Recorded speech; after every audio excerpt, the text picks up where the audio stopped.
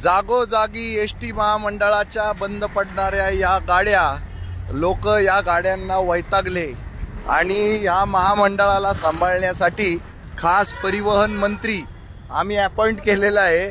आणि परिवहन मंत्री जे पहिल्यापासूनचे मी सांगतो, दिवाकर रावते, अनिल परब आणि नंतर आता सरनाईक, प्रताप सरनाईक, हे बघा यांना कोणी वाली नाही। ही मुकी बिचारी कुणी हाका अशी मेंढर झालेली ही लोक अजिबात विरोध करत नाहीत। हे बघा एवढ्या लोकांची गैरसोय। आता हे पर्यायी गाडीच्या शोधात हे वाट बघतायत। पर्यायी गाडी आली तर यांचं नशीब खुललं।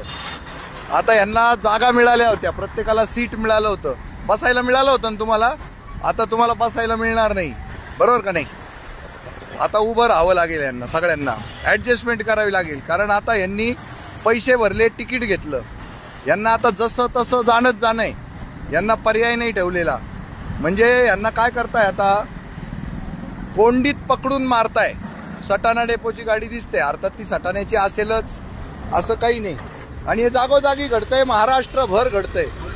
हा, कसं वाटतंय बंद पडलेल्या गाडीतनं? काही नाही, खूप मजा वाटते सर। आता काय बोलू, आता खूप आले, नेहमीच प्रॉब्लेम। मग तुम्ही आता भ्रष्ट लोकांना निवडून देता, इथं चुकीचं। हा, गुंड लोकांना निवडून देता, मग आता भोगावं लागेल ना। हो सर, 100%। हा, पर्याय नाही ना। हे बघा, हे प्रवाशांच्या सेवेसाठी फक्त लिहिलेलं असतं। आता फक्त हे ना परिवहन मंत्र्यांच्या सेवेसाठी, परिवहन मंत्रालयाच्या मुख्य सचिवासाठी, परिवहन मंत्रालयातल्या मोठमोठ्या सचिव पदावरच्या लोकांसाठी, नंतर हे एसटी महामंडळातल्या 28 संघटनांच्या टग्या नेत्यांसाठी आणि तिथल्या पर्टिक्युलर साहेब लोकांसाठी, या लोकांनी आता। आणि बघा ह्यांचे मस्तपैकी, आणि या एसट्या ह्यांचे चेहरे जे आहेत ना प्रसिद्ध करण्यासाठी या एसटीचा उपयोग आहे। प्रवासी